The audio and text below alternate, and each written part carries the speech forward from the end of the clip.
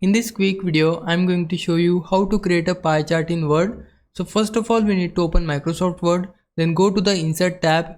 Under it, choose this option of chart, and now it will open this window. From here, we need to select this option of pie.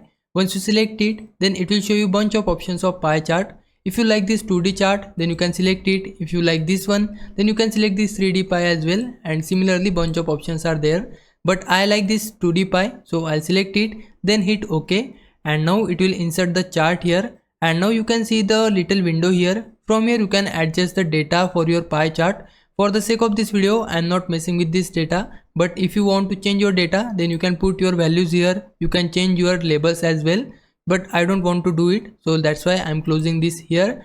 Now to adjust position settings for this pie chart, we need to tap on this blank area of the pie chart, then select this option of layout, and under it make sure that you have selected this tight option under with text wrapping, and ensure that you have selected move with text option as well, so that it will allow us to move our object according to the text. And now you can move your chart freely according to you.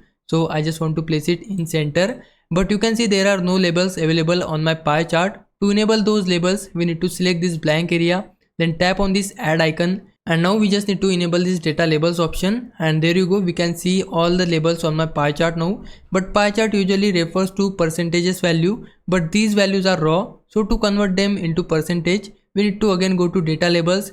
Now click on this arrow, then we need to click on more options, and now it will open this right panel. So we just need to enable percentages from here and disable values, and now you can see all percentages on my pie chart, but the color of these labels are not visible. So to change the color, we just need to select all labels like this.